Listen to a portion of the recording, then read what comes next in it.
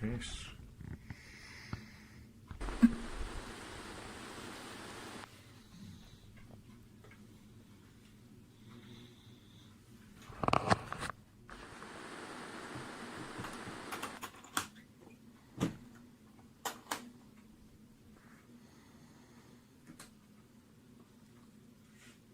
Ooh, wow.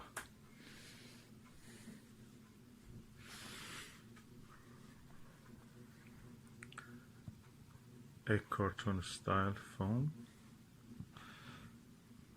cubed diced foam, carrying handle, and 2 sachet silica gel desiccant.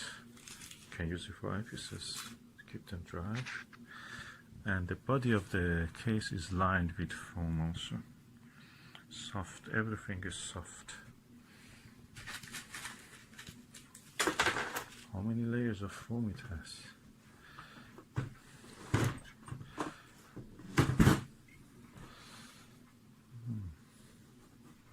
Look, one big chunky layer of foam, elegant. Now let's put the things that I want to put here. Okay, I'm going to put the very lightweight eyepieces which are really good at their class. So I will start with this Vixen HR 2.4 millimeter. Then I will continue it to the this TMB Planetary 2.5 millimeter.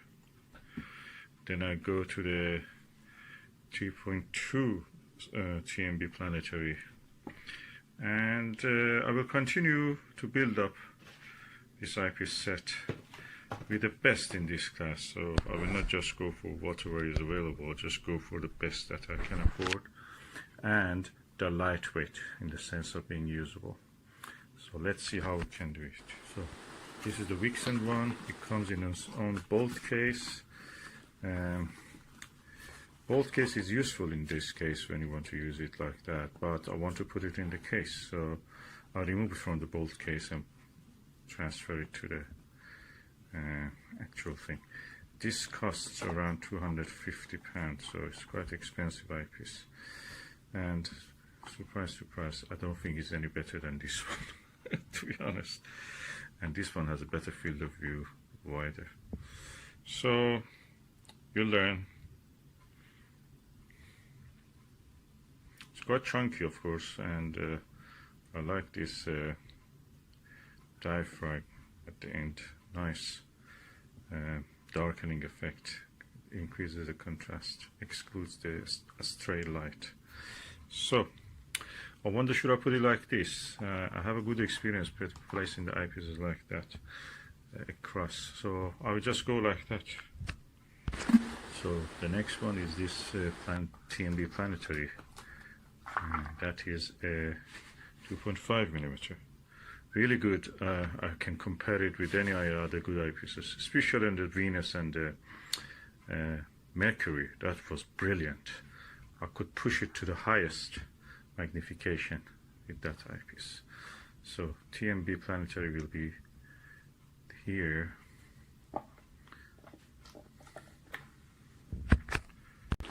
Then we come to this TMB Planetary 2.2 millimeter. All very useful in their own, and I feel they're really in par with the more expensive eyepieces that may cost 10 times more than them. Then you will be surprised to know that this very cheap orthoscopic 4.8 millimeter is really good. Really enjoyed using this, so I'm putting it here also. And in succession of the increasing of the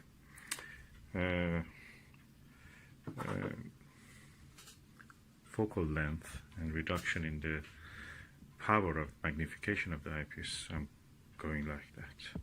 So the next one will be a 5 millimeter, and the next one for me will be this 5 millimeter Vixen SLV. Really sharp, especially on the Saturn.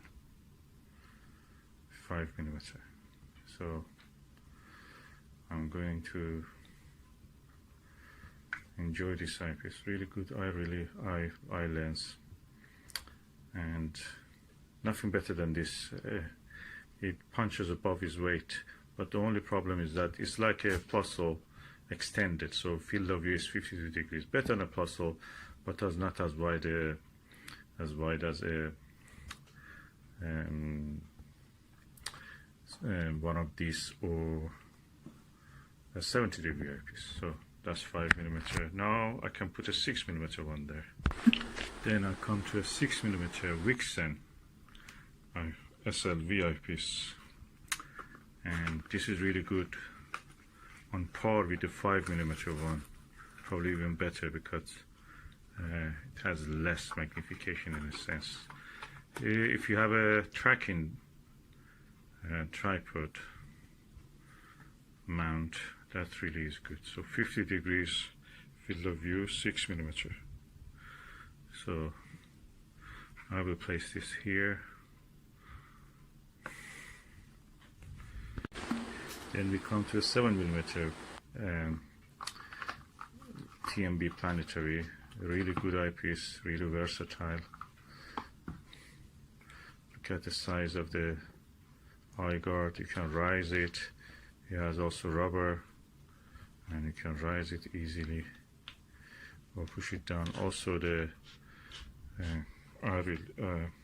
for excluding the light, you can actually rise the eye guard. Very versatile. 22 pounds from new, and really works. I can tell. The only thing which is better than this is a Nagler 7mm. In that range, there is nothing better than this, so far as I have found. So 7mm goes there. Here I have a Starguider 8mm ED eyepiece, which nicely should go here. Beautiful, color coded with a gold margin. Big eye lens, and I think this is around 62 degrees field of view. Quite chunky, heavy, and nice field stop, and I like it. A very good value for money. New, you can buy it for 43 pound. Used anything between 25 to 35. So the 8mm Starguider ED comes here.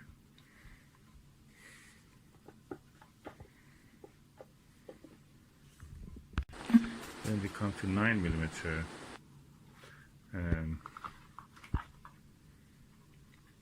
TMB Planetary, which again goes here. Very capable eyepiece. Let me show you the eye lens. Quite large and well designed and built. Mechanically superb, and optically also. So 9mm goes here. Okay, I've decided to remove this orthoscopic eyepiece from here, just for the sake of, space. Also, that it doesn't exactly match with the others orthoscopics. I can make a case just for those orthoscopic eyepieces. So I'll remove that, and everything comes one row, one part upper. So have no more space here.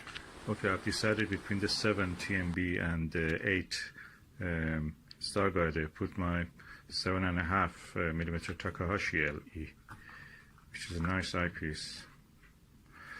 And let's see how it goes here. Yeah, nice. Yeah, good. So that goes there. I want to have good quality, at the same time lightweight. Then I will have the 9, 12 and 12.5mm Takahashi LE. So let me just take this out. Yeah. So Takahashi LE comes here, 12.5mm.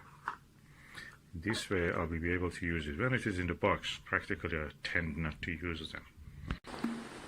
And here in this row I bring the 18mm Takahashi LE eyepiece, which is a nice, good eyepiece.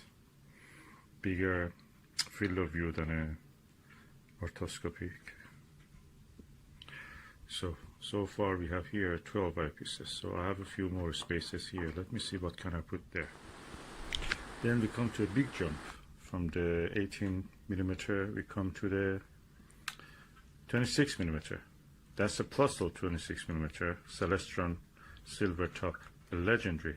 Is in the class of the eyepieces like Most Scientific RKA. Really good eyepiece, as you can see, and I will place it here. Then from 25 to 20, this is 26, sorry, I should say, correct myself.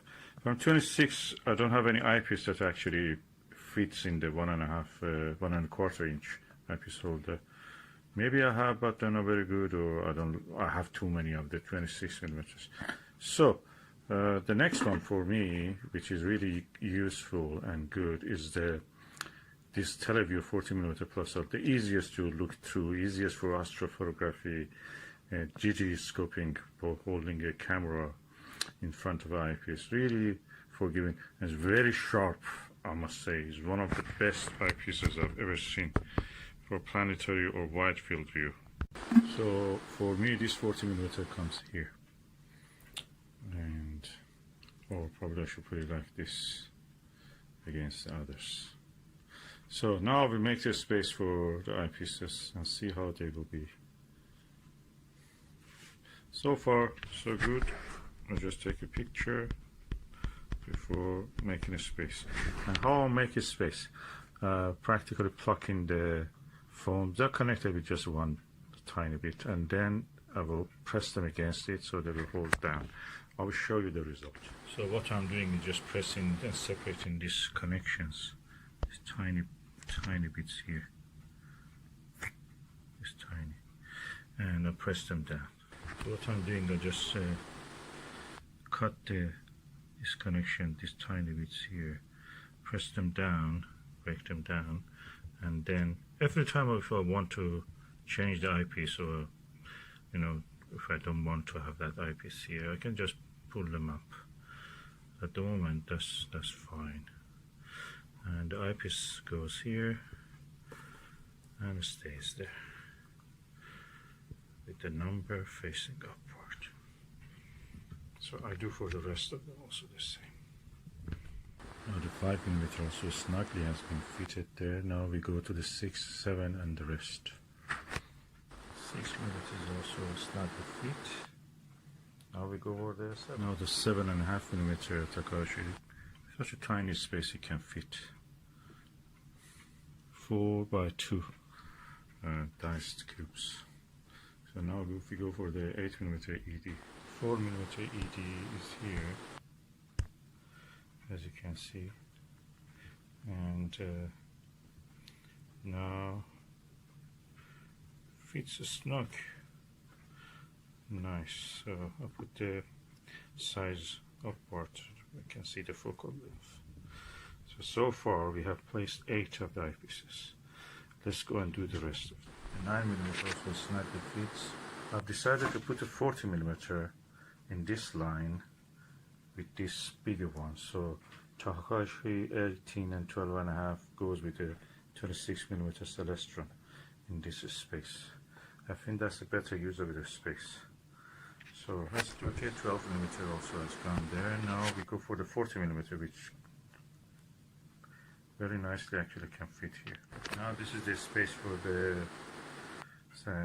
Televue 40mm eyepiece. This kind of cap they make, they say, is made for 1.25 and 2 inch eyepiece. It's a bit weird, and I see a lot of people just replace it with the, I guess lost is loose most of the times. So people replace it with those yellow caps that somebody is selling them everywhere in the eBay even. So now this is placed. I go for the 26mm, 12.5mm and 18mm. The I've decided to put an 18mm here and the rest here. So let's do this. It's nice and snug. Now we put the 26mm here. Now this 26mm also sitting in this place. And then 12.5mm Takahashi. About 1.5mm Takahashi went there, and now we can just say that this eyepiece case is almost done. I have 2 more spaces here. I may fill it with something else later. Okay, now the eyepiece case is ready. I'm going to close it and just put this back, the second, and also the belt. Now we are going to close the eyepiece case. Yeah, it's ready to be used easily without the need to open and close the box every time I want to use eyepiece.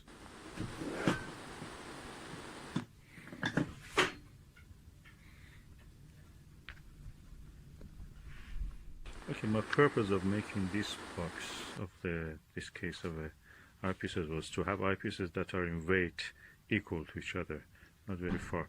So the telescope that I'm going to use with will not be out of balance every time I change the eyepiece.